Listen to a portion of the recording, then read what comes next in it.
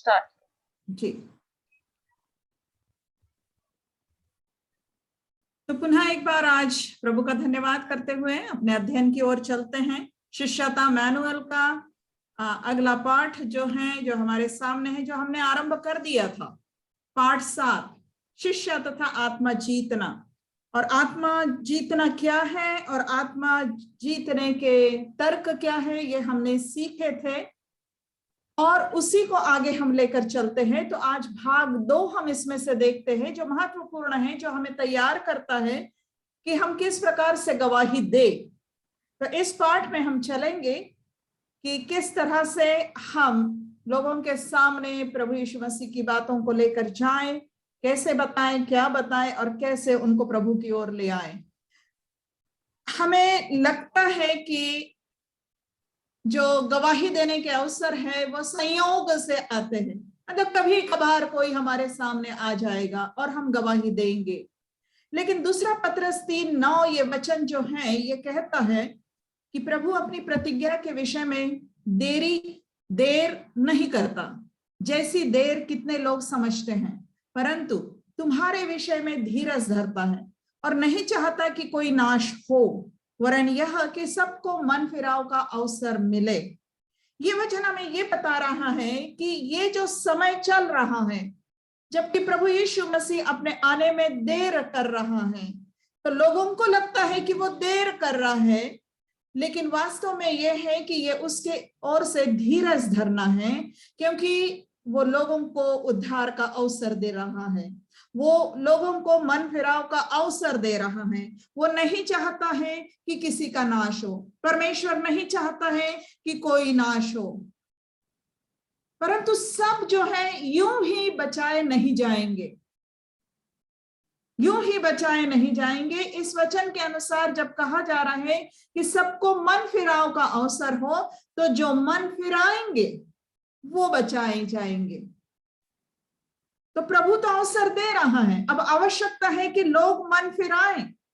और हम जानते हैं कि लोगों को मन फिराने का अवसर तब ही मिलेगा जब वे सुसमाचार सुनेंगे, जब वो यीशु मसीह का समाचार सुनेंगे, उसके क्रूस की कथा सुनेंगे, उसके क्रूस पर उसने जो प्राण दिया है हमारे पापों की क्षमा के लिए, वो सुनेंगे, उसकी आवश्यकता को समझेंगे अपने आप के लिए, और हमारे द्वारा जो उनके सामने प्रस्तुत किया जाएगा कि इस प्रभु यीशु मसीह के इस प्रायश्चित का जो लाभ है, हमारा उद्धार, हमारे पापों की क्षमा, हमारा नरक से बचाया जाना, इसके लिए आवश्यक है कि यीशु की ओर आप मन फिराएं। ये जब हम उद्धार का मार्ग उनके सामने रखेंगे सुसमाचार सुनाते हुए, तब ही उनको अवसर मिलेगा कि वो अपना मन फिराएं। इसका मतलब है कि जब तक वो मन नहीं फिराए हैं, तब तक हमें सुसमाचार सुनाते रहना है, हमें प्रभु यीशु मसीह की गवाही देते रहना है। ये हमारा कार्य है। कोई नाश ना हो, मन फिराव का अवसर मिले, और ये उन्हें तब मिलता है जब हम सुसमाचार लेकर उनके पास जाते हैं। तो संयोग से नहीं आएगा ये अवसर। हमें प्रभु का वचन और प्रभु की जो मनसा है, उसकी जो इच्छा है, उसका वो जो धीरज है, हमें समझना चाहिए और हमें भी धीरज के साथ गवाही देते रहना चाहिए, प्रभु का धन्यवाद देना चाहिए कि वो समय दे रहा है। हम किस बात के गवाह हैं? हम किस बात के गवाह हैं? जब गवाही कैसे दे, ये हमारा विषय है। तो हमें गवाही देना है, तो इस प्रकार के मन फिराव के लिए कौन सी बात होगी जो उनके सामने हमें बतानी है? हम किस बात के गवाह हैं? तो लूका 24:46 और 48 में यीशु मसीह ने चेलों से कहा था कि ऐसा लिखा है कि मसीह दुख उठाएगा और तीसरे दिन मरे हुओं में से जी उठेगा, और यरूशलेम से लेकर सब जातियों में मन फिराव और पापों की क्षमा का प्रचार उसी के नाम से किया जाएगा, यीशु के नाम से किया जाएगा। ये जो बातें हैं जो बतानी है, उसके लिए यीशु ने कहा है कि तुम इन सब बातों के गवाह हो। चेलों से कहा था तुम इन सब बातों के गवाह हो, क्योंकि वो चश्मदीद गवाह थे उस समय उसकी इन सारी बातों को उसने देखा था। अब वो कह रहा था कि अब प्रचार करो, मन फिराव का प्रचार करो, पापों की क्षमा का प्रचार करो।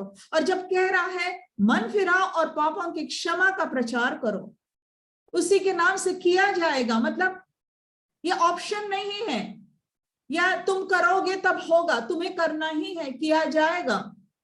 और तुम इन सब बातों के गवाह हो। तो इस बात की हमें गवाही देनी है कि प्रभु यीशु मसीह ने क्रूस पर दुख उठाया, प्रभु यीशु मसीह मर गया, गाड़ा गया, तीसरे दिन जी उठा। अब मन फिराव और पापों की क्षमा के लिए उस पर विश्वास करना है। तो हम इन बातों के गवाह हैं। गवाह होने के लिए महत्वपूर्ण आवश्यकता क्या है? हमने पिछले भाग में भी, इस पाठ के पिछले भाग में भी व्यक्तिगत कार्यकर्ता की आवश्यकताओं में पहली बात देखी थी कि व्यक्तिगत कार्यकर्ता मतलब जो सुसमाचार सुना रही है, मतलब मैं सुना रही हूं, आप में से जो भी सुना रही है, आप सुना रहे हैं, तो आप व्यक्तिगत कार्यकर्ता हैं। तो आपके लिए सबसे महत्वपूर्ण आवश्यकता क्या है कि यीशु मसीह की गवाह के लिए अवश्य है कि वह स्वयं उद्धार पाई हुई हो, हमारा खुद का उद्धार हुआ हो। अब जब हमने पीछे शब्द देखे मन फिरा और पापों की क्षमा, और जब हम शब्द देख रहे हैं उद्धार, तो इसका मतलब है कि हम ऐसे हो कि जिन्होंने यीशु की ओर मन फिराया है, जिन्होंने यीशु में पापों की क्षमा पाई है। ये सारे शब्द हमारे उद्धार को दर्शाते हैं। एक और वचन है जो हम यहां देखेंगे जो हमारे उद्धार को और स्पष्ट करता है। रोमियो 5:9 और 10 लिखा है, इसलिए जबकि हम अब सब उसके लोह के कारण धर्मी ठहरे, तो उसके द्वारा क्रोध से क्यों ना बचेंगे? क्योंकि बैरी होने की दशा में तो उसके पुत्र की मृत्यु के द्वारा हमारा मेल परमेश्वर के साथ हुआ, फिर मेल हो जाने पर उसके जीवन के कारण हम उद्धार क्यों ना पाएंगे? इस वचन में बताया गया है कि हमने उद्धार पाया है, तो हमारे जीवन में क्या क्या हुआ है, और ये हुआ है, ये हमारे उद्धार का जो प्रभु ने हमारे जीवन में किया है उसका परिणाम है। 4 बातें हैं यहाँ पर। पहली बात, इसलिए जबकि अब हम सब उसके लोहू के कारण धर्मी ठहरे, मतलब हमारा उद्धार हुआ है तब जब हमने अपने पापों के लिए पश्चाताप करते हुए यीशु उद्धार करता।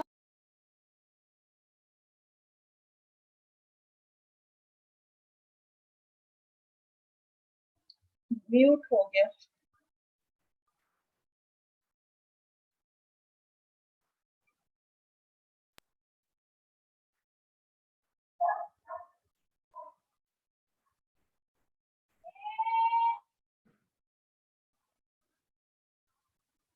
तो पहली बात जो हमारे उद्धार से हमारे जीवन में होती है वो ये कि हम धर्मी ठहराए गए। पहले हम पापी थे क्योंकि सबने पाप किया है और परमेश्वर की महिमा से रहित हैं। हमारे भले काम भी हमें नहीं बचा सकते थे। ये धर्मी का मतलब रिलीजियस नहीं है, ये धर्मी ठहरे का मतलब है राइचियस ठहरे। हम पापी थे, हर एक मनुष्य पापी है, मतलब परमेश्वर के सामने हमारी जो उपस्थिति है वो क्या है कि हम पापी हैं। परंतु जब हम प्रभु यीशु मसीह में विश्वास करते हैं, पश्चाताप करते हैं अपने पापों के लिए, तो उसके लहू के कारण हम धर्मी ठहरते हैं। ये प्रभु यीशु मसीह के लहू का कार्य है जो हमारे जीवन में वो करता है कि हमें सब पापों से शुद्ध करता है। हम धर्मी ठहरे मतलब हमारे पाप क्षमा हुए। हम धर्मी ठहरे मतलब अब हमारे ऊपर से पाप का दंड दूर कर दिया गया। अब हम परमेश्वर के सामने ऐसे ग्रहण किए जाते हैं कि हम पापी और उसकी महिमा से रहित नहीं हैं। प्रभु यीशु मसीह की धार्मिकता हमें दी जाती है। हम धर्मी ठहरे, हम राइचियस ठहरे, हमारे कामों से नहीं, लेकिन उसके लहू, जब बाइबल में लहू, यीशु का लहू, ये जो उसके लहू के कारण धर्मी ठहरे ये शब्द आता है, तो इस लहू से संकेत होता है उसके संपूर्ण कार्य पर, जो उसके प्राण देने का कार्य, बलिदान है जो प्रायश्चित के रूप में उसने क्रूस पर किया है हमारे पापों की क्षमा के लिए।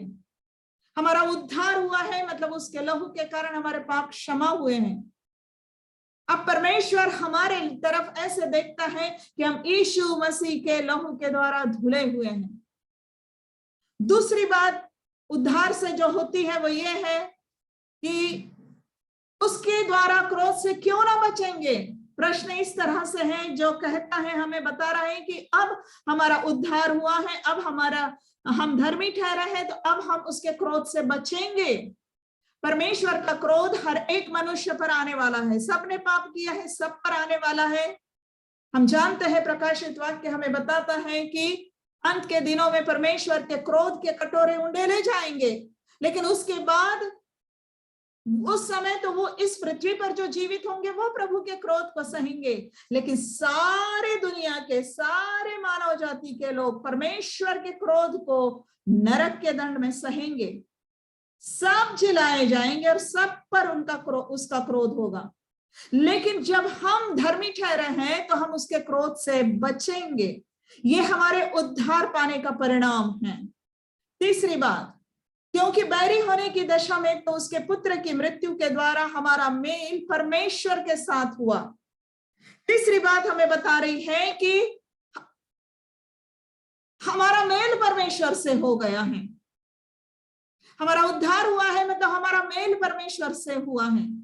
उद्धार के पहले हर एक मनुष्य परमेश्वर के साथ बैरी होने की दशा में है, क्योंकि उसका मन परमेश्वर की ओर नहीं है।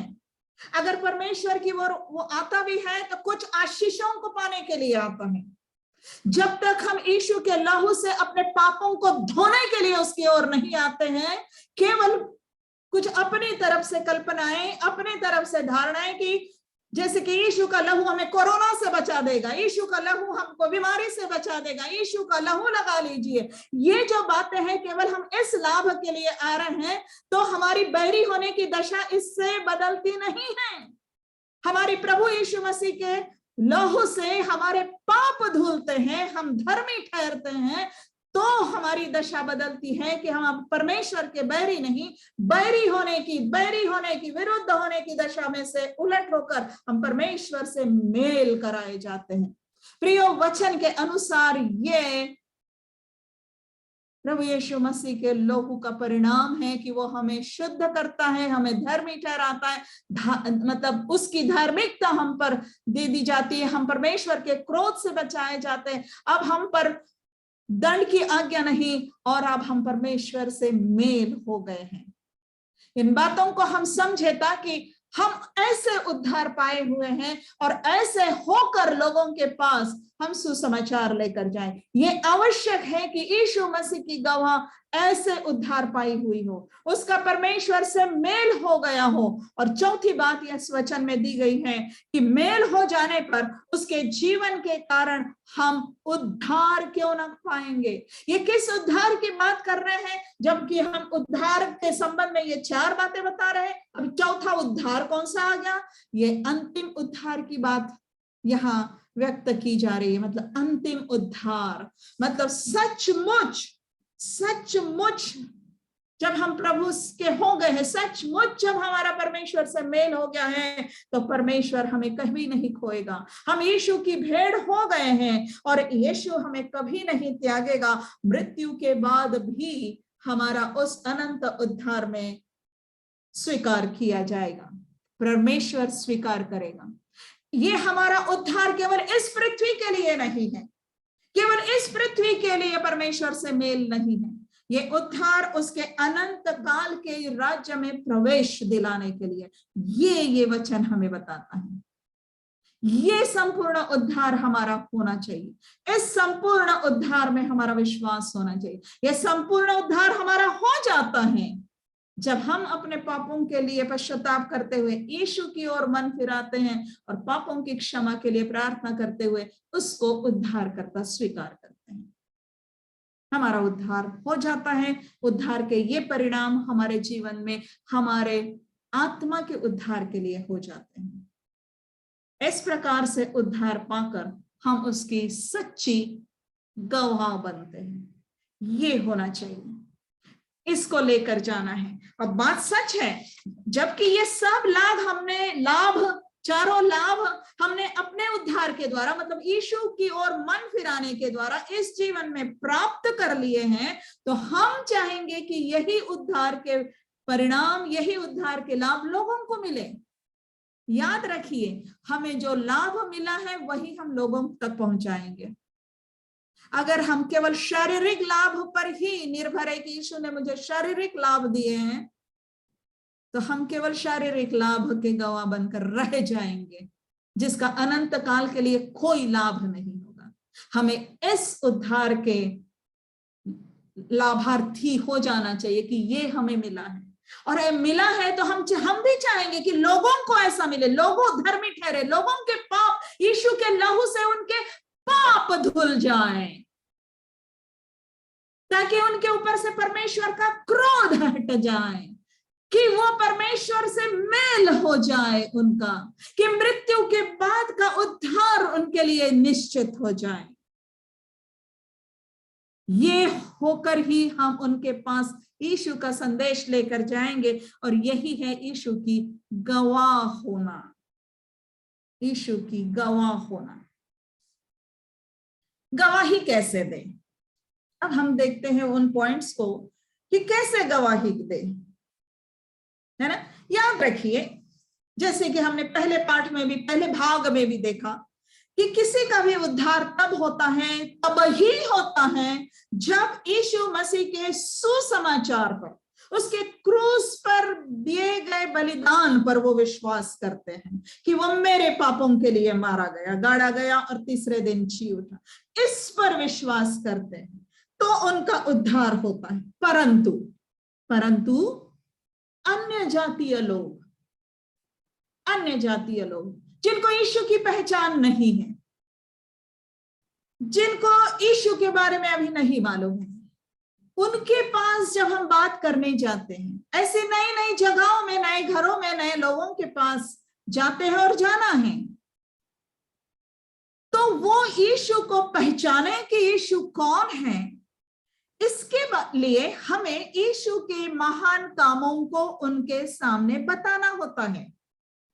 यीशु परमेश्वर है, और वो परमेश्वर जो हमारा पिता है, वो कैसा प्रेमी है, दयालु है, अनुग्रहकारी है, सामर्थी है, एकमात्र परमेश्वर है, सृष्टि करता है, ये बताने के लिए हमें उसके कामों को, उसकी महत्ता को, उसकी महानता को बताना है, यीशु मसीह के जीवन को बताना है, ताकि वो यीशु के उन महान कार्यों को समझते हुए, सुनते हुए यीशु की ओर आकर्षित हो, ताकि उनका मन तैयार होकर हम उन्हें उसके क्रूस पर के बलिदान को बताएं, सुसमाचार बताएं, और वो प्रभु को ग्रहण करें। ठीक है, ये संपूर्ण बातें आवश्यक है। सुसमाचार जो केंद्र में है वो हमने जाना है, लेकिन उसके पहले प्रभु की पहचान देने के लिए ये सारी बातें हमें उन्हें बतानी पड़ती है। तो उन बातों को हम देखें कि हमें क्या बताना चाहिए। किसी से भी बातचीत करते हुए हम यहाँ कुछ 6 बातें बताएंगे, और उसके बाद हम 5 बातें बता रहे हैं यहाँ पर अपने पाठ के जो पॉइंट्स दिए उसके अनुसार। तो इसमें से कोई भी एक या एक एक करके समय मिलते हुए, मान लो आपके पड़ोस के लोग हैं या आप निरंतर उनके संपर्क में रहोगे, किसी एक जगह में आपने जाना शुरू किया है कि लोगों को प्रभु के लिए जीते, आत्मा जीते, तो धीरे धीरे करके इन 5 में से कोई भी बात आप धीरे धीरे करते बताते सकते हैं। इसी उद्देश्य जाइए कि ये बताने के साथ सुसमाचार जरूर बताना है, क्योंकि सुसमाचार पर विश्वास करके उद्धार पाएंगे। तो पहली बात, अपने मन परिवर्तन और अपने जीवन में आए बदलाव की सरल सच्चाइयों को बताइए। अपने जीवन में जो परिवर्तन आया है,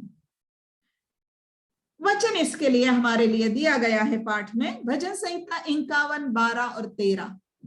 भजन संहिता 51 दाऊद का भजन है, जो उसने पाप किया था, उसके बाद उसने पश्चाताप किया, प्रभु के सामने पश्चाताप किया क्षमा के लिए। तो 12 और 13 वचन में दाऊद कहता है, अपने किए हुए उद्धार का हर्ष मुझे फिर से दे और उदार आत्मा देकर मुझे संभाल। तब मैं अपराधियों को तेरा मार्ग सिखाऊंगा और पापी तेरी ओर फिरेंगे। दाऊद उद्धार का हर्ष मांग रहा है, उदार आत्मा फिर मांग रहा है। और क्या करूंगा मैं इसके बाद? इसके बाद अपराधियों को तेरा मार्ग सिखाऊंगा, पापी तेरी ओर फिरेंगे। मैं फिरा हूं तेरी ओर, वो भी फिरेंगे। मैं अपराधी था, मैंने तेरा मार्ग जाना, मैं तेरे पास आया, मैं तुझे उद्धार मांग रहा हूं। दे दे प्रभु मुझे उद्धार, कि मैं अपराधियों को भी यही मार्ग सिखाऊंगा। देख रहे हैं, उसका अपना अनुभव है। ये जीवन में वो बदलाव उसके आया है। उसने किया था पाप, व्यभिचार किया, हत्या की, लेकिन परिवर्तन आया पश्चाताप के साथ। और उस पश्चाताप के साथ वो निश्चित जान रहे, प्रभु उद्धार का हर्ष देगा, दे तो मैं ऐसे करूंगा। प्रियो, आज परमेश्वर ने हमें, हम सब के लिए प्रभु यीशु मसीह के द्वारा उद्धार का हर्ष और आनंद उपलब्ध करा दिया है। आज वो हमने पाया है। अब हमें लोगों को बताना चाहिए कि हमने इस उद्धार के आनंद को पाया है, इस हर्ष को कैसे पाया। मेरा जीवन बदल गया है। बहुत सी बहनें जो हमारे बीच में आज समूह में भी होंगी, कि वो खुद ही ऐसी अन्य जातियों में से प्रभु के पास आई है। वो मसीह घराने में पैदा नहीं हुई थी। मसीही में से जब हम प्रभु के पास आए, हम भी बता सकते हैं कि हम नाम मात्र के मसीही थे, लेकिन जब हमने मसीह की ओर मन फिराया, तब हमें उद्धार का हर आनंद मिला, हर्ष मिला। क्योंकि प्रभु ने बदला है। हम बताएं उनको कि कैसा परिवर्तन हुआ है, और तब वो लोग भी उस परिवर्तन को, उस हर्ष को, उस उद्धार को पाने की ओर तैयार होंगे। और फिर आप उनको भी यीशु का सुसमाचार सुना सकते हैं। तो ये पहला तरीका है, या पहले साधन है उनके पास। हम क्या बताकर शुरू करें, कैसे शुरू करें? एकदम से नहीं बताएंगे, आओ जी यीशु मसीह आपके लिए मरा, नहीं। इस तरह के अपने जीवन की बात बताकर आप उनको यीशु के सुसमाचार की ओर ला सकते हैं। दूसरी बात, अपनी प्रार्थनाओं को मिले उत्तर उन्हें बताइए। हमारे सामने वचन है, हम सब के लिए, सब विश्वासियों के लिए, प्रभु के लोगों के लिए ये वचन है। क्या? भजन संहिता 50:15। प्रभु कहता है, संकट के दिन मुझे पुकार, मैं तुझे छुड़ाऊंगा और तू मेरी महिमा करने पाएगा। प्रभु की ये प्रतिज्ञा है। और हमारे प्रत्येक के जीवन में ऐसे अनेक अनुभव हैं, आपके मेरे ऐसे अनुभव हैं कि हमने संकट के दिन परमेश्वर से प्रार्थना की और परमेश्वर ने हमें उत्तर दिया। अब उन उत्तरों को, उन अनुभवों को हम लोगों को बताएं। जब हम लोगों के संपर्क में आते हैं, कार्य क्षेत्र में हो, पड़ोस में हो, कहीं भी जाओ, लोग दुखी हैं, लोग परेशान हैं, संकट में हैं, हम बताएं कि मैं भी ऐसे कभी किसी संकट में थी, मैंने अपने परमेश्वर से प्रार्थना की और प्रभु ने मुझे यह उत्तर दिया। ये कहते हुए, ये बात बताते हुए हम प्रभु की महिमा करते हैं। हम और मांगे प्रभु से ऐसे, प्रभु दे तेरी इच्छा से तू मुझे छोड़ा और मैं तेरी महिमा के लिए लोगों को बताऊंगी। लेकिन केवल ये ना बताएं कि ऐसी प्रार्थना के उत्तर के लिए प्रभु के पास आए। हम कह सकते हैं कि यही, इसी प्रकार ये परमेश्वर जो मेरा बना है आपका बन सकता है, ताकि आपके भी प्रार्थनाओं को उत्तर देगा। यीशु मसीह के द्वारा ये परमेश्वर आपका हो सकता है। यीशु मसीह के उद्धार को ग्रहण करने के द्वारा, कि वो आप में वो कार्य करें, आप उसके हो सकते हैं, ताकि अब आगे के जीवन में आपको स्वयं को अपनी प्रार्थनाओं का उत्तर मिले। मैं पुकारूं, मुझे छुड़ाएगा। प्रभु कहता है, मुझे पुकार, मैं तुझे छुड़ाऊंगा। हमें लोगों को व्यक्तिगत रीति से परमेश्वर से जोड़ने की ओर लाना है। केवल हम उनके लिए प्रार्थना करते रहे इतना काफी नहीं है। हम उन्हें कहें कि आप प्रभु को ग्रहण करो, तो आप स्वयं प्रभु से जब कभी प्रार्थना करो, वो प्रभु आपको उत्तर देगा। अपनी इच्छा से आपके लिए कार्य करेगा। और हम इसलिए उनको सुसमाचार सुनाएं कि वो इस परमेश्वर को अपना बनाए। तीसरी बात, बताइए कि किस प्रकार यीशु मसीह आपको संपूर्ण रूप से संतुष्ट करता है, सेटिस्फाइड करता है, शांत करता है आपके आतुर मन को,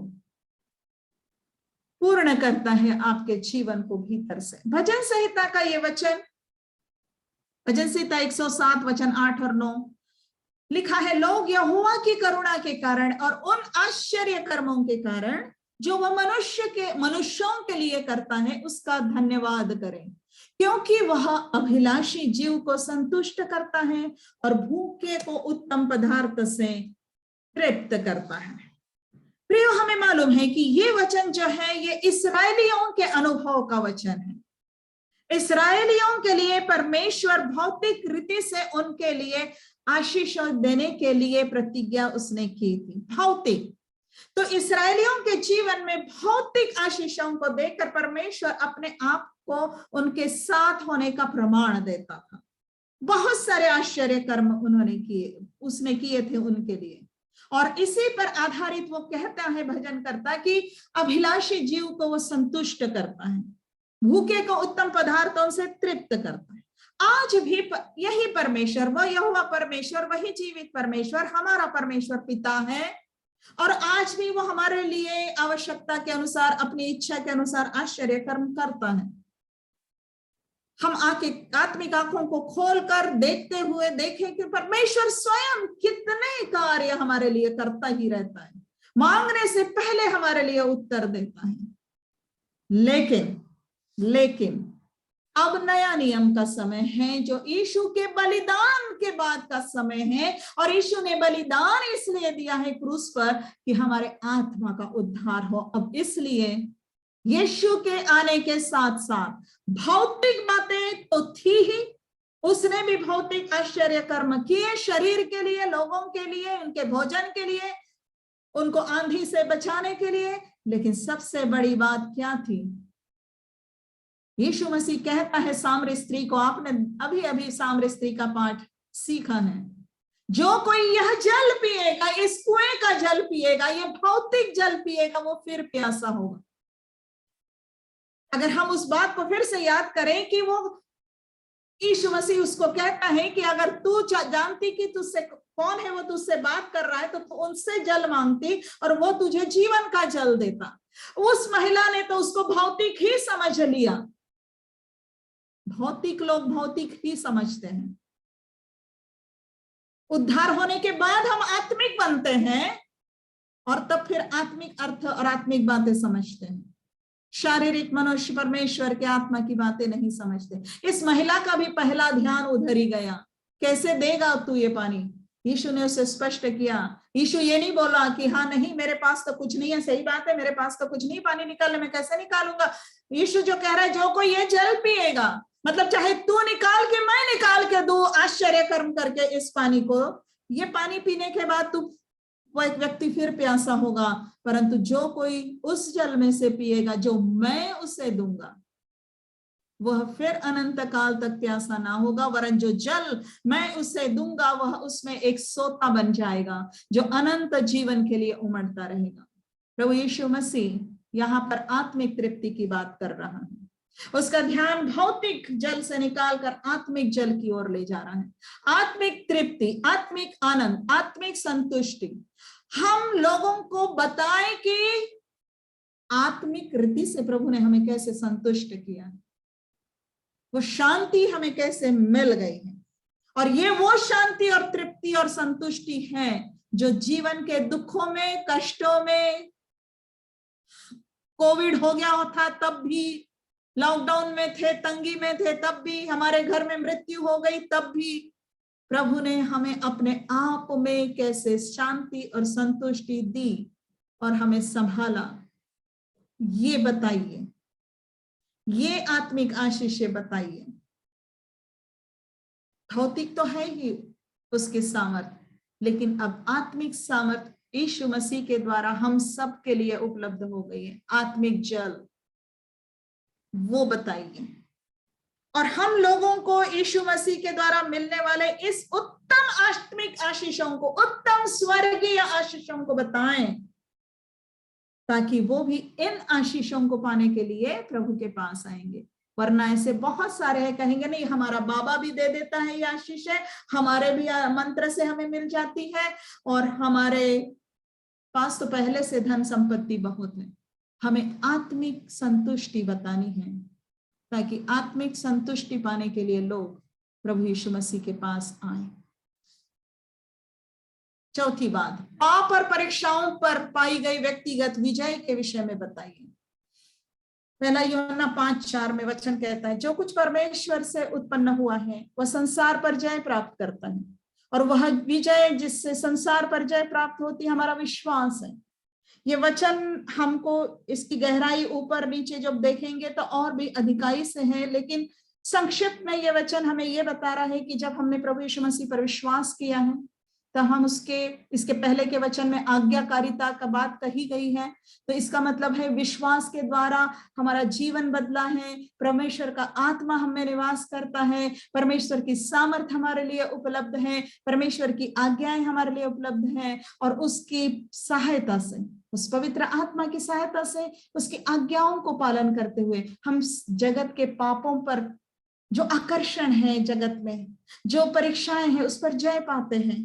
हम बुरी बातों पर जय पाते हैं, हम अश्लीलता पर जय पाते हैं, हम क्रोध पर जय पाते हैं। हम उन्हें बताएं कि आपके जैसी परिस्थिति तो मेरे जीवन में भी आती रहती है, हमारे आसपास भी होता है, क्रोध कर लूं ऐसी परिस्थिति मेरे पास भी आती है, लेकिन प्रभु का आत्मा मुझ में प्रेम और धीरज और आनंद का फल उत्पन्न करता है। हम कैसे विजय पाते हैं? शैतान तो हमारे जीवन में भी परीक्षाएं लाता है, लेकिन हम प्रभु की सहायता से, उस विश्वास से जो हमने यीशु पर किया है, हम जय पाते हैं। ये अपने अनुभव बताइए, ताकि उन्हें भी लगेगा कि जीवन की ऐसी परीक्षाएं जो हमें पाप में फंसा देती हैं, जो हमारे घरों में कलह लाती है, उस पर हम भी विजय पाना चाहते हैं, और वो आपके साथ मिलकर यीशु के बारे में सुनना चाहेंगे, ताकि वो भी यीशु को ग्रहण करें। पांचवी बात, अपने मनपसंद बाइबल पदों के विषय में उन्हें बताइए। हम रोज बाइबल पढ़ते हैं, लीजिए अवसर अपने सहपाठियों को बताने के लिए। बात में मतलब इन सारी बातों के लिए ना प्रियो तैयार रहना होता है। अवसर संयोग से नहीं आते हैं, हम गवाह हैं, हमें तैयार रहना है। तो हमें अवसर को खुद को खोजना है, हमको खुद को खोजना है। बातचीत हो रही है, कोई कुछ बात बता रहा है, हो सकता है उस दिन पढ़ा हुआ कोई बाइबल पद आपको याद आ जाए, सुबह क्या पढ़ा था आपने बाइबल, या पहले का याद करके। कोई आपके सामने बता रहे हैं संभवतः कोई ऐसी घटना कि रात को मैं बहुत डर गई, सपने में कुछ देखा मैंने, मैं डर गई। अब जल्दी से आपको जो बाइबल का प्रिय पद है जो बताता है प्रभु, जिसमें कहता है डर मत, उसके सामने बताइए। उससे क्या होगा? उसको पता चलेगा, ओ बाइबल ऐसी है, बाइबल में परमेश्वर के ऐसे पद हैं, इन वचनों से ऐसा साहस मिलता है। और वो भी इस बाइबल के परमेश्वर को जानना चाहेंगे, और तब आप उनको यीशु का सुसमाचार सुनाइए कि ये यीशु पर विश्वास करके ये बाइबल का परमेश्वर आपका परमेश्वर हो सकता है। ये वो बातें हैं जो अभी आपको बताई गई कि बातचीत कैसे आरंभ करें, कैसे यीशु का सुसमाचार बताने के लिए उनको तैयार करें।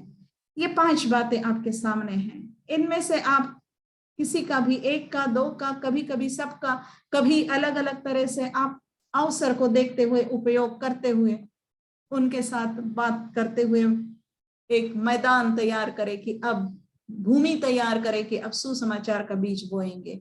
और यही इतना ही मत बताइए, उतना ही बताना पर्याप्त नहीं है।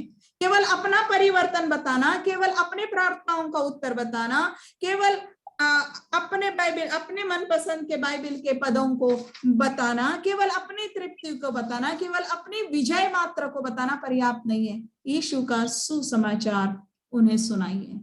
हमने पहले भी देखा है रोमियो 1:16 में कहा गया है, मैं सुसमाचार से नहीं लजाता, इसलिए कि वह हर एक विश्वास करने वाले के लिए, पहले तो यहूदी फिर यूनानी के लिए उद्धार के निमित्त परमेश्वर की सामर्थ्य। सुसमाचार सुनाना है, और हमने पहले भी देखा पहले भाग में सुसमाचार क्या है। पहला कुरिन्थियों 15:3 और 4 के अनुसार पहला सुसमाचार ये है, पवित्र शास्त्र के वचन के अनुसार यीशु मसीह हमारे पापों के लिए मर गया और गाड़ा गया, और पवित्र शास्त्र के अनुसार तीसरे दिन जी उठा। क्रूस पर के बलिदान को बताइए, इस पर विश्वास करने से उद्धार पाएंगे। 7वीं बात, हमने सुसमाचार बता दिया, तो कैसे क्रम में हम जा रहे हैं कि हमने उनके सामने यीशु की महानता और आश्चर्य कर्म और प्रार्थनाओं के उत्तर सबको बताते हुए फिर उनको सुसमाचार बताया। अब हम उनको आमंत्रित करें कि वे स्वयं यीशु के पास आए, वो खुद आए और देखें। हमारे सामने वचन के कुछ हिस्से यहाँ पर दिए जा रहे हैं। यूहन्ना रचित सुसमाचार पहला अध्याय 29 से 51 में जब हम ये पूरा हिस्सा पढ़ते हैं तो 3 उदाहरण हैं जिसमें किसी ने किसी को यीशु के पास लाया, किसी ने किसी को यीशु के पास लाया या यीशु के पास भेजा। तो पहला उदाहरण है जो 36 और 37 वचन में हमें मिलता है।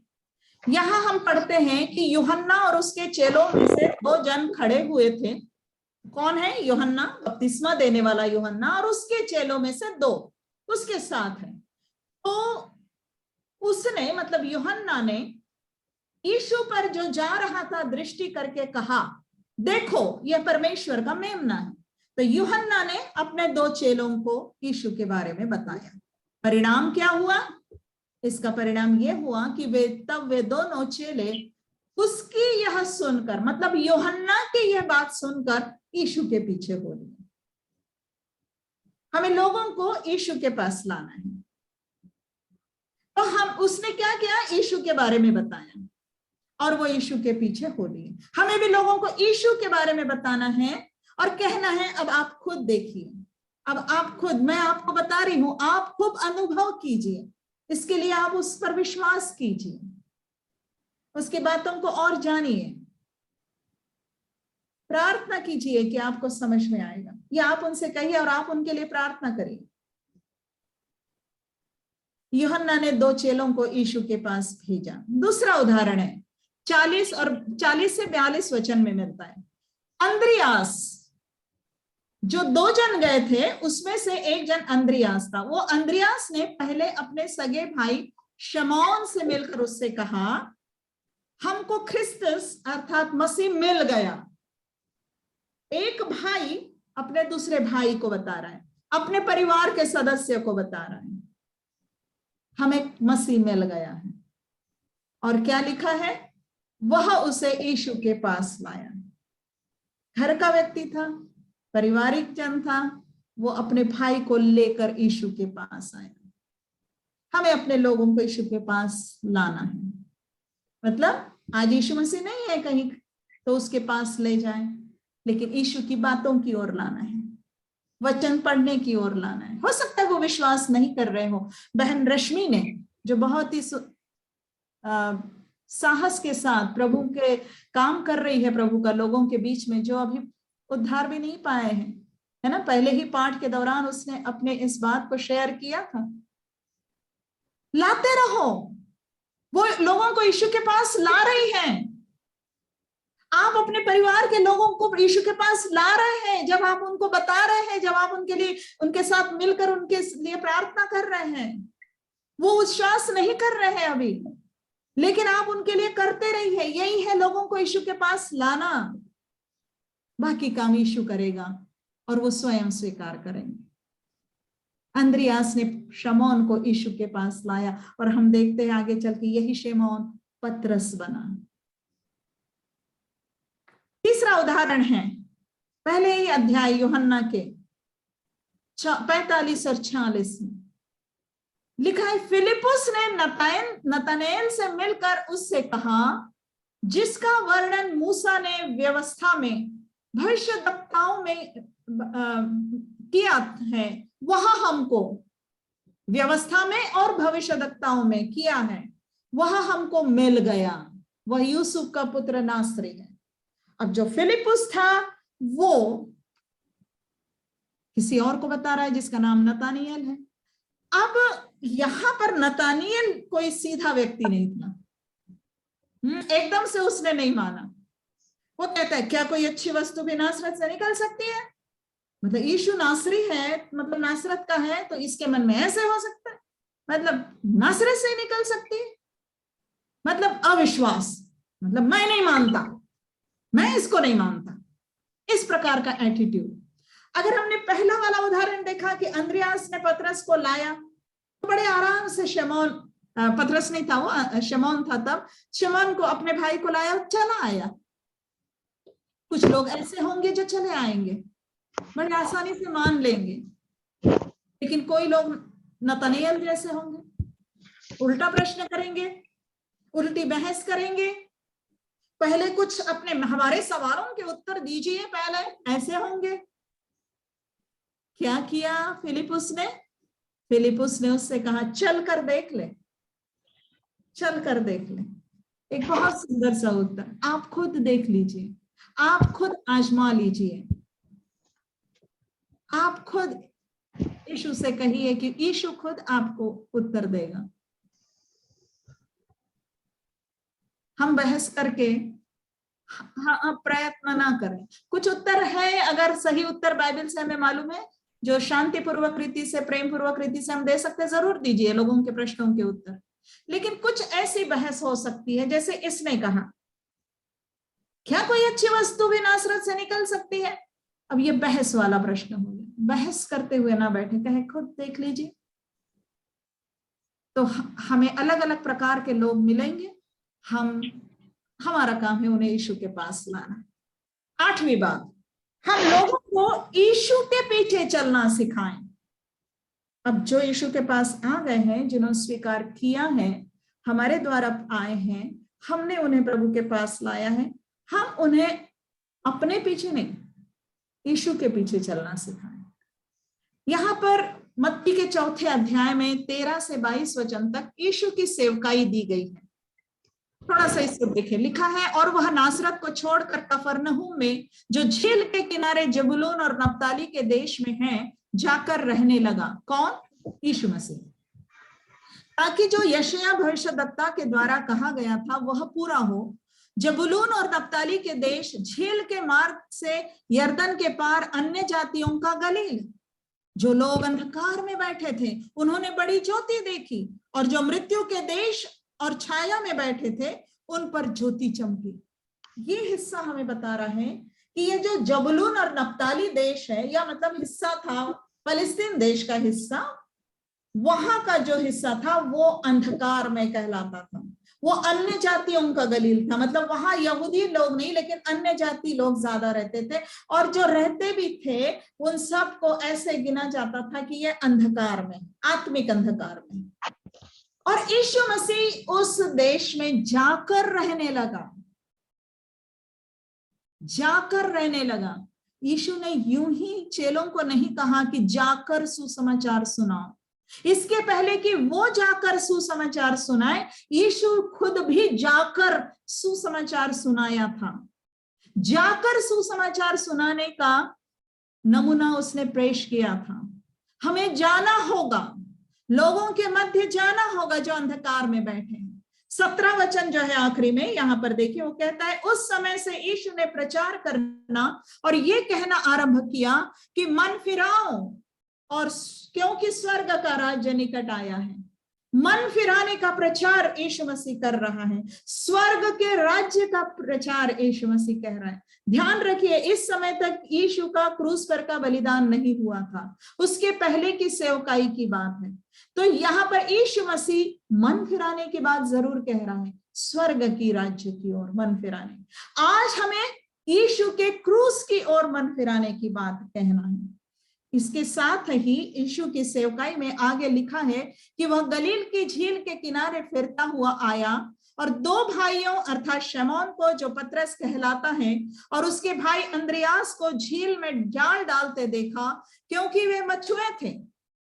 तब उसने उनसे कहा, मेरे पीछे चले आओ, मैं तुमको मनुष्यों को पकड़ने वाले बनाऊंगा। और लिखा है, वे तुरंत अपने जालों को छोड़कर उसके पीछे हो लिए।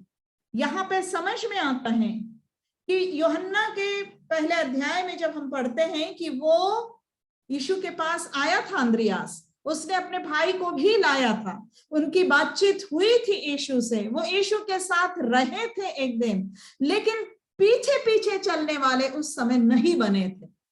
इस समय जब यीशु ने उनको देखा गलील के झील के किनारे, जब वो जाल डाल रहे थे, तब यीशु ने कहा, अभी भी वापस जाल डालने में गए हो? मतलब कहा नहीं है, लेकिन जैसे कि एक संकेत यहां दिख रहा है। और तब यीशु ने उससे कहा, मेरे पीछे चले आओ। क्यों? बस आना और जाना नहीं, चले आओ। और वे तुरंत अपने जालों को छोड़कर उसके पीछे हो लिए। और इसी प्रकार आगे भी लिखा है कि वहां से आगे बढ़कर उसने दो भाइयों अर्थात जब्दी के पुत्र याकूब और उसके भाई यूहन्ना को अपने पिता जब्दी के साथ नाव पर अपने जालों को सुधारते देखा और उन्हें भी बुलाया। वे तुरंत नाव और अपने पिता को छोड़कर उसके पीछे हो लिए, यीशु के पीछे हो लिए। यीशु कहता है, मेरे पीछे आओ। हम जब लोगों को विश्वास में लाते हैं, उनको यीशु के पीछे चलना सिखाइए। हमें शिक्षा देती रहनी होगी, हमें उनकी आत्मिक बड़ी बहन या आत्मिक माता या शिष्य बनाने वाली शिक्षिका के रूप में सिखाते रहना है, उनके साथ मिलकर प्रार्थना करते रहना है, वचन अध्ययन करते रहना है, लेकिन उनको यीशु के पीछे चलना सिखाना है। अगली बात, अपनी व्यक्तिगत गवाही तैयार कीजिए। अब ये सब हम जब कर रहे हैं, और पहली बात हमने बोली थी कि अपने परिवर्तन के बारे में बताइए, याद कीजिए, पहली बात बताई थी कि अपने परिवर्तन के बारे में बताएं। उसके लिए हमें अपनी गवाही तैयार करने के लिए कहा जा रहा है, अपने उद्धार की गवाही। अपने उद्धार की गवाही क्या होती है? एक सुंदर सा उदाहरण है यूहन्ना 9 में। एक अंधा था, जन्म का अंधा, यीशु ने उसे चंगा किया। उसकी गवाही क्या थी? मैं एक बात जानता हूं कि मैं अंधा था और अब देखता हूं। प्रियो, बहुत सारे लोग होंगे जब आप उनके पास यीशु मसीह का सुसमाचार सुनाने जाएंगे, तो बहुत से लोग बहुत से बहस करेंगे। और अगर आजकल आप देखते हैं तो बहुत सारे लोग उतर आए हैं, बाइबल को लेकर बड़ी बड़ी बहस करते हैं। वो बाइबल के परमेश्वर को नहीं समझते हैं, वो बाइबल में परमेश्वर ने किस प्रकार क्यों ऐसा काम किया वो नहीं समझते हैं, क्यों ऐसा लिखा है नहीं समझते हैं। और वो बहुत सारे बड़े बड़े टकराव के संदेश बना रहे हैं कि बाइबल का परमेश्वर तो इस प्रकार से युद्ध करता है, बाइबल का परमेश्वर ने ये लिखा है, बाइबल का परमेश्वर, बहुत सारी बात है। तो जब ऐसे माहौल के बीच में अब अगर हम उनके बीच में जाएं, तो इस तरह से जो लोगों को विरोध ही तैयार किया जा रहा है, वो हमसे विरोध की बहस करेंगे। उनके साथ वो उनका अविश्वासी कठोर मन उनको बहुत मजबूत करेगा उस बहस के लिए। हमारे पास क्या है? अपनी गवाही। आप अपने जीवन का परिवर्तन जब बताओगे, उसको कोई नकार नहीं सकेगा कि मैं आत्मिक रीति से अंधी थी, मैं अपने पापमय जीवन में थी, मैं नाम की मसीही थी, लेकिन यीशु ने मेरा उद्धार किया। आप में से जो अन्य जाति से आए हैं कह सकते मैं भी अन्य जाति थी, मैं भी नहीं जानती थी, लेकिन यीशु ने मेरा उद्धार किया, मुझे अद्भुत ज्योति में लाया, मेरा ऐसा परिवर्तन हुआ, मेरा परिवर्तित जीवन देखिए। ये गवाही को कोई नकार नहीं सकता। इसलिए अपना परिवर्तन बताना, अपनी गवाही बताना बहुत जरूरी है। तो तैयार कीजिए, लिखकर तैयार कीजिए अपनी गवाही। बहनों, अपनी गवाही का मतलब यहां पर वो आश्चर्य कर्मों की गवाही नहीं बोला जा रहा है कि मेरे जीवन में अद्भुत रीति से चंगाई दी परमेश्वर ने, नहीं, यहां जीवन परिवर्तन की बात बताने कहा जा रहा है।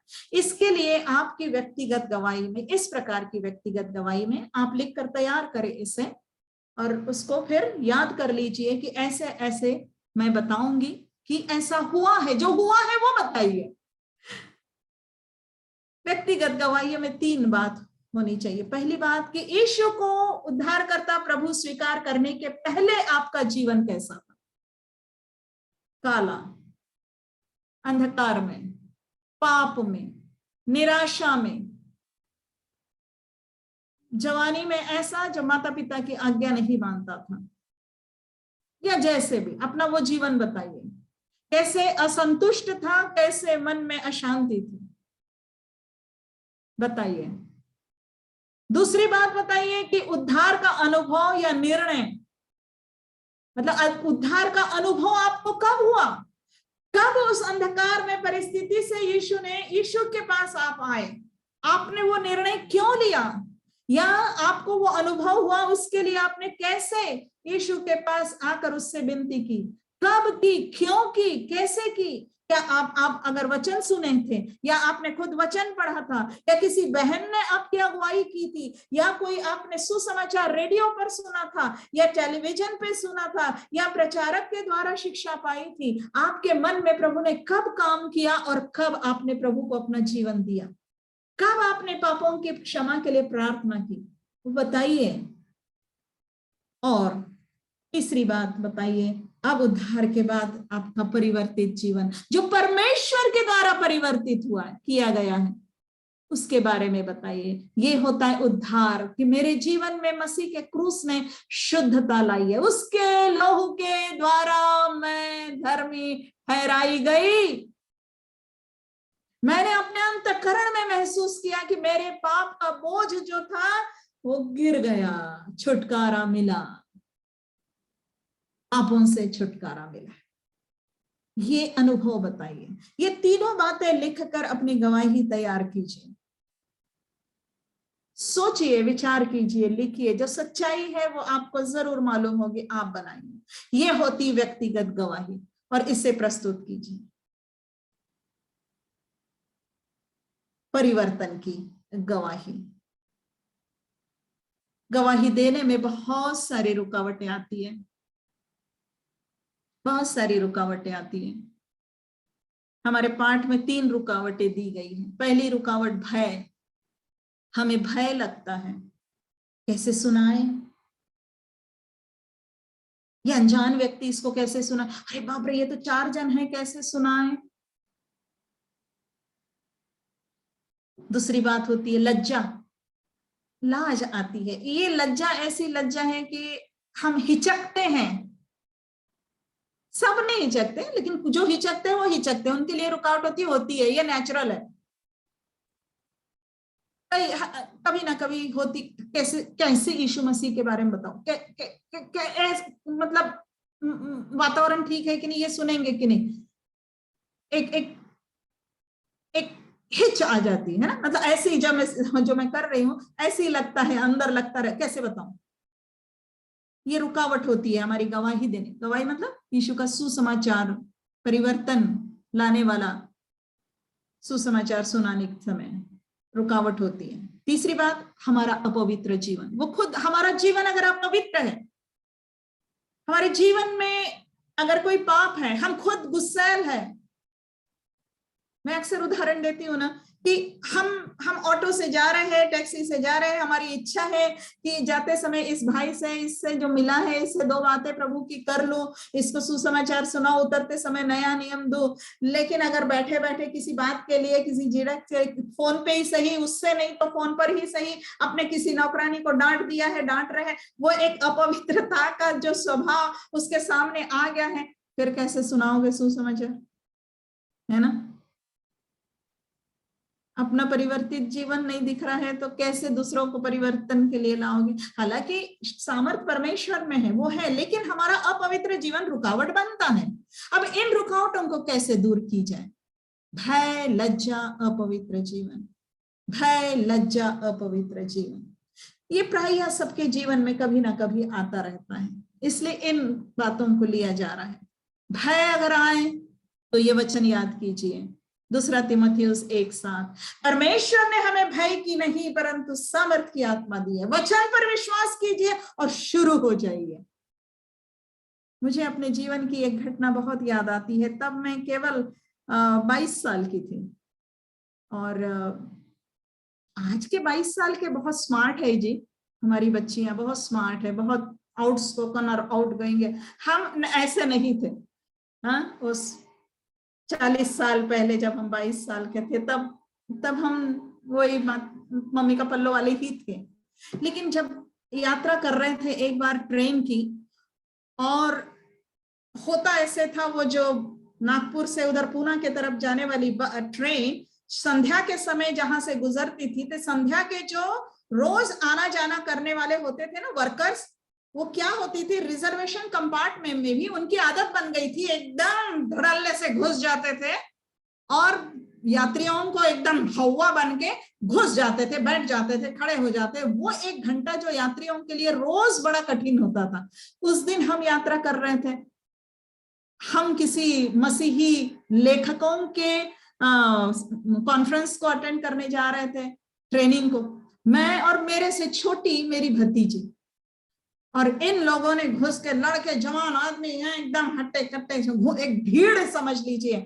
और उन्होंने अब हमको देखा तो फिर उनको मौका मिल गया, चलो कोई मिला है बात करने, तो उन्होंने पूछा कौन है भाई, आप कहाँ जा रहे हैं? प्रभु की दया से मुंह से निकला, हम क्रिश्चियन राइटर वर्कशॉप में जा रहे हैं। क्या जरूरत थी क्रिश्चियन राइटर बोलने की, लेकिन हमने बोल दिया, क्योंकि हमारा पहले यही है कि परिचय तो दे दें कि हम मसीह के साथ जुड़े हैं, ताकि हम मसीह के बारे में बता सकें। और मैं आज भी दंग रह जाती हूँ, उस 25-30 लोग सब जो घुस घुस के खड़े थे, कैसे प्रभु ने सामर्थ्य पूरा सुसमाचार सुनाया, और एक ही नया नियम था तो एक जन को दे दिया। प्रियो, याद करिए इस वचन को, और परमेश्वर की सामर्थ्य उपलब्ध हो जाएगी। लज्जा, जब लज्जा आती है, कैसे सुनाऊं, वचन याद करिए। 2 तीमुथियुस 1:8, 7 में बोला है भय की नहीं सामर्थ्य की आत्मा दी है, और आगे के वचन में कहता है इसलिए लज्जित ना हो। जब सामर्थ्य दी है तो लज्जित भी ना हो। जब लज्जा लगे तो याद करें लज्जित नहीं होना है, वो तो मुझे सामर्थ्य की आत्मा दी है, अब मुझे लज्जित नहीं होना है। और अपवित्र जीवन है, कोई भी पाप है जीवन में, तो अपने पापों को मान ले, अपने व्यक्तिगत प्रार्थना में मान ले, तो वह हमारे पापों को क्षमा करने और हमें सब अधर्म से शुद्ध करने विश्वास योग्य और धर्मी है, वो करेगा। ये रुकावटें दूर होगी और हम गवाही देंगे और गवाह ठहरोगे, और ठहर रहे हो बहुतेरे। आज भी अपने परिवार में, आज भी अपने समाज में आप कर रहे हो। हम ये पाठ इसलिए सीख रहे हैं कि अब हम अपने समर्पण को बहुत पक्का करें और यही बातें दूसरों को सिखाएं, है ना। आप में से बहुतेरे बोलेंगे कि मैडम ये तो हम सब जानते हैं। हाँ जानते हैं, हम ये सीख रहे हैं यहाँ पर विन के पाठों में कि इस तरह से क्रमानुसार हमें दूसरों को सिखाना है कि और बहुत सारी गवाह तैयार हो जाए। खतरा, डेंजर, यहेजकेल 33:8, खतरे से सावधान करता है ये वचन। यदि मैं दुष्ट से कहूं, ये मैं मतलब यहोवा परमेश्वर, जीवित परमेश्वर, पवित्र पवित्र पवित्र परमेश्वर कह रहा है, बाइबल का परमेश्वर कह रहा है, यदि मैं दुष्ट से कहूं हे दुष्ट तू निश्चय मरेगा, तब यदि तू, ये तू मतलब तू जो मेरा प्रचारक है, तू जो मेरी गवाह है, यदि तू दुष्ट को उसके मार्ग के विषय न चिताए, तो वह दुष्ट अपने अधर्म में फंसा हुआ मरेगा, परंतु उसके खून का लेखा मैं परमेश्वर तुझी से लूंगा, जो तू अपने आप को गवाह कहती है और बहुत सारी अच्छी बातें बताती हैं, लेकिन पाप और पश्चाताप और नर्क और मन फिराव की बात नहीं करती है कि लोग यीशु के पास पापों का उद्धार पाने के लिए आए, मृत्यु के दंड से बचने के लिए आए, ये नहीं बताती है, तो लेखा मैं तुझी से लूंगा। अब ये मुझे नहीं मालूम वो कैसे लेगा, मैं उद्धार पाई हूं, तो मेरा उद्धार तो निश्चित है कि प्रभु मुझे स्वर्ग में लेगा। फिर मुझसे क्या लेखा लेगा, कैसा लेगा? हमने पिछले पाठ में देखा कि जो धर्मी बनाते हैं वो चमकेंगे, है ना, उनको पुरस्कार मिलेगा। लेकिन ये वचन बता रहा है कि अगर हम दुष्ट को, अगर हम पापियों को, अविश्वासियों को उद्धार का सही सही मार्ग नहीं बताएंगे, नरक के दंड के बारे में सावधान नहीं करेंगे कि तुम मरोगे अगर विश्वास नहीं करोगे यीशु पर, तो ये हम नहीं बताएंगे, तो बदला, लेखा हमसे लेगा प्रभु। खतरनाक बात है। उसके खून का बदला मैं तुझी से लूंगा। सावधान।